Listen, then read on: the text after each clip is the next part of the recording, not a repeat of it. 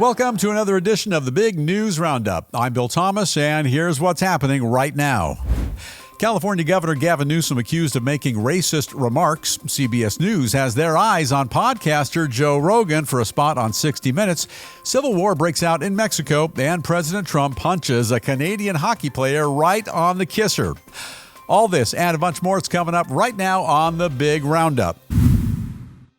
We have a great deal to get to today, and we begin with this. Critics nationwide now tearing into California Governor Gavin Newsom and accusing him of making blatantly racist remarks after the Democratic presidential hopeful demeaningly spoke down to black voters. All happened at a high-profile public event. He's one bright guy. During a recent onstage interview in Atlanta as part of his book tour, Gruesome Newsom openly panders to the city's African-American mayor by admitting, in his exact words, "I'm just like you." The governor then goes on to brag about his relatively low SAT scores before boasting that no one's ever seen him read a speech in public because he's simply incapable of reading any kind of speech at all. Correct. He doesn't read speeches. He just memorizes talking points. Essentially, he's kind of like a robot. As you might expect, Newsom's ugly and ignorant comments are generating extreme outrage nationwide, with critics across the board panning the governor and saying that, in their opinion, he appears to be genuinely racist while backhandedly disparaging black voters. Adding insult to injury, they're also accusing him of intentionally slowing down his speech and changing his entire cadence while making those remarks, apparently in order to make it easier for certain people to kind of understand what he's saying. Just despicable. What a dunce. Perhaps the public response to Newsom's blunder is best summed up by well-known rapper Nicki Minaj, who accuses the governor of trying to bond with black people by telling them how stupid he is and that he can't read.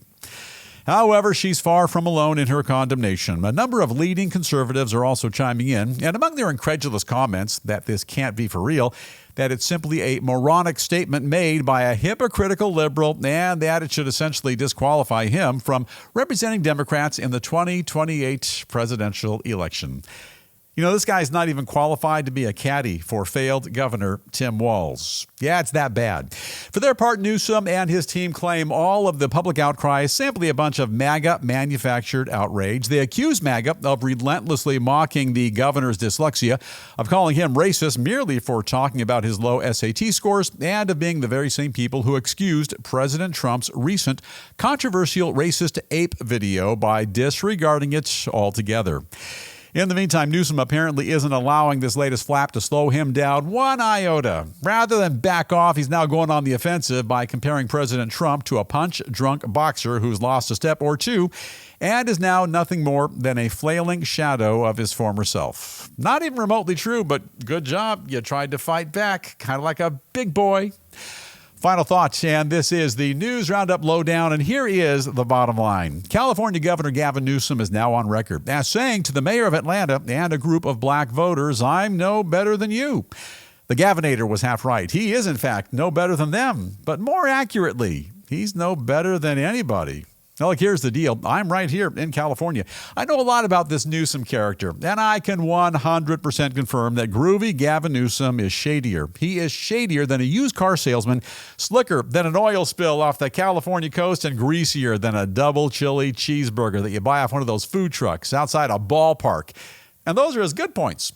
Now, regarding his SAT score of 960, the national average for those who take that little exam, about 1,024. So first up, this confirms that he's actually below average. And second, he's essentially mocking all those who have scores similar to his. Well done, Gavy Cakes.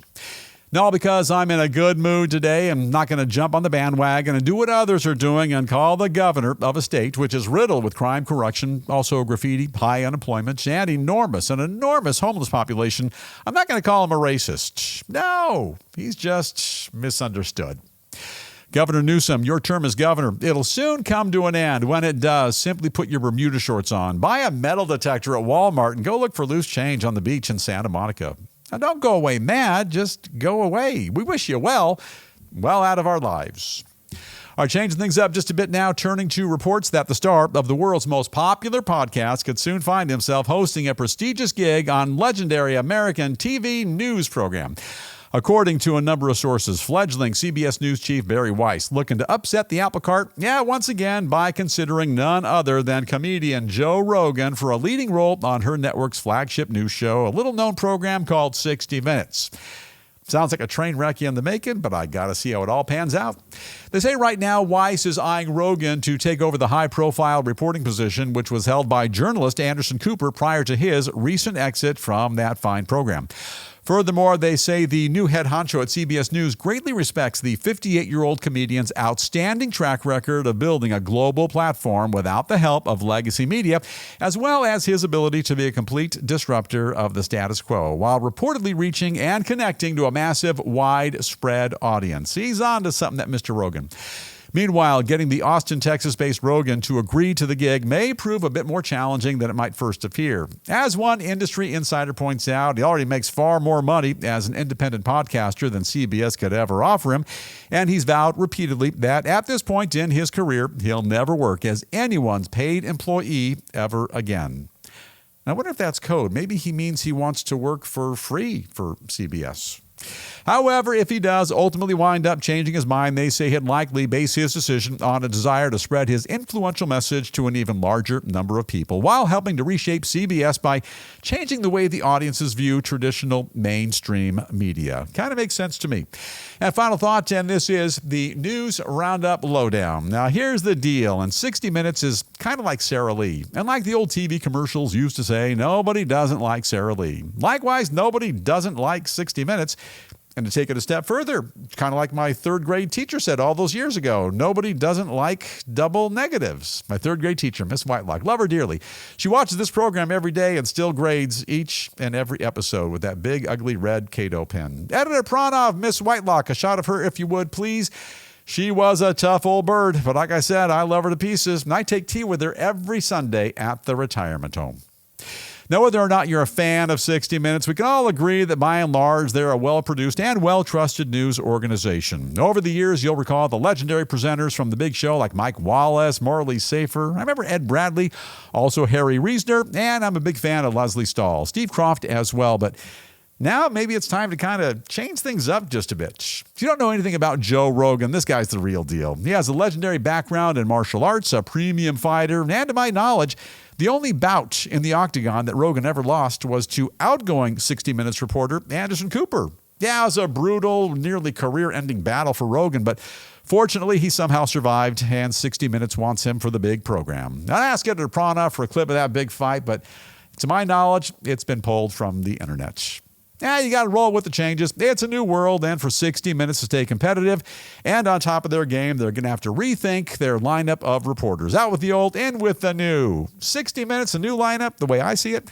Joe Rogan, Ted Nugent, Christopher Walken, and just to show there are no hard feelings, Tim Waltz. We'll have him covering politics or money. You want to win the ratings game, you got to think outside the box. No, not that box. Although I would kind of dig a jumbo jack and a couple of tacos and maybe a chocolate shake right about now. Editor Pranov, down with that box. Out it goes. Got to move right along. All right, switch things up just a bit. Shift our focus now to troubling new allegations from the Empire State concerning the possibility of massive fraud throughout New York's taxpayer-funded public health care programs. According to the man who currently oversees our country's federal health care services, Dr. Mehmet Oz, New York's staggering $124 billion Medicaid program currently overflowing with fraud, waste, and abuse, which is costing taxpayers an enormous amount of money. Kind of like a fraud contest between New York and Minnesota. Who will win? Film at 11. Oz says that right now federal investigators are looking into a large number of New Yorkers who are allegedly raking in the dough by providing a variety of illegitimate healthcare-related services to thousands of unsuspecting people. Goes on to claim that these dishonest culprits are costing the public a veritable fortune, that they're harming vulnerable patients by siphoning away virtual resources, make that vital resources, from a number of necessary services, and that their crooked schemes are all adding up to make healthcare unaffordable for absolutely everybody. Right now, nearly 7 million New Yorkers, more than one-third of the state's entire population, reportedly receiving their health coverage through Medicaid. Meanwhile, a number of recent reports allege that there's been a widespread amount of systemic fraud plaguing that program in the Empire State throughout this entire decade. Among their discoveries, nearly $200 million allegedly stolen in medical transportation scams, hundreds of millions of dollars wasted on unnecessary adult daycare centers, and check it out, more than $1 billion lost to crooked personal assistance schemes. Everybody, it seems like, is running a scam. Now, for their part, Governor Hochul's team staunchly defending her administration's current handling of their state's Medicaid program, and they claim the governor has already saved New York taxpayers billions with her health care reforms, that she's dead set on eliminating fraud, waste, and abuse as well. And if Dr. Oz cares so much about affordability, he'd be better off returning to Washington and telling Republicans to stop ripping away health care from everyday New Yorkers. Well, there you go. They call that the blame game. Blame Washington. Final thought, and this is the News Roundup Lowdown. Now, if you've been watching Minnesota over the past couple of months with their billions and billions of dollars worth of fraud, then today is the day you should stop down and actually thank them. Yeah, they're the ones who brought fraud in the USA to the forefront, out of those smoke-filled, bourbon-drenched, dimly lit back rooms, and now it appears to be happening all over the country. It's been exposed, and to the Big Apple we go. Hey, first up, just a reminder, each and every time that fraud is discovered anywhere in the country, it's almost always the case that folks like you and I, hard-working, honest, tax-paying citizens, we are always left to pick up the tab while somebody else walks away with all that dough. You know, far too many government programs, which are brutally well-funded, are getting raided. A bunch of greedy fools are getting rich. The states and the federal government, they're both clearly lacking in oversight. And look, we're all getting sucker punched. And there's also this. You got to love New York and that fine Governor Hochul. Essentially, she's taken a page right out of the Tim Walz playbook. When fraud is uncovered in your state, blame Washington. Blame Washington Republicans, whom they claim are ripping health care away from everyday New Yorkers. Brilliant game plan. That one's called Pass the Buck. Now, look, I have no idea what Ms. Hochul's bedtime is, but I'm demanding that first thing tomorrow morning, someone bring her an extra large and turbocharged cup of Folgers. This way, when she wakes up, she'll be able to smell the coffee. Madam Governorette, Republicans in Washington have nothing to do with the hundreds of millions of dollars worth of fraud and waste in your state. You're the boss. Belly up to the political bar. Admit that you and your administration failed. Fix the problem, and for crying out loud, do better. By the way, if you don't know, Ms. Hochul pulls down about $250,000 a year in salary. And for that kind of dough, she ought to be keeping a keen watch on the books. Turning now to an alarming story concerning China's use of fake websites to spread dangerous communist propaganda across the entire planet by posing as a number of well-known Western media organizations. A big scam. According to a disturbing new report from a group that tracks foreign influence, Beijing is currently whipping up a variety of different web pages which intentionally mimic highly recognizable design elements commonly associated with papers like the New York Times, also the Wall Street Journal, my favorite paper as well, the LA Times, and a bunch more. Their report goes on to warn that right now, China is using those fraudulent websites to lure people in and then trick them by deliberately promoting activities which support the Chinese Communist Party. Furthermore, they go on to reveal that as part of their new campaign to erode public trust in Western media, the communist regime is specifically pumping out dozens of stories to target their political enemies, including the Falun Gong faith group, the Shenyuan Performing Arts Troupe, and a bunch more. Now, some additional headlines we're also keeping a very close watch on here in the News Roundup newsroom. And first, deadly violence still spreading across all of Mexico following the killing of a notorious cartel leader by Mexican special forces. Meanwhile, Americans near the border are being warned to shelter in place, with members of that violent cartel now declaring an all-out civil war on the Mexican government. Moving along, Russia's invasion of Ukraine now heading into a fifth year and still no end in sight. To mark the shameful anniversary, Russian leader Vladimir Putin now vowing to win at all costs by increasing his military forces and ramping up the production of his country's nuclear weapons as well, with Ukrainian President Volodymyr Zelensky responding by saying that we're already fighting World War III. And that is a rather sobering thought.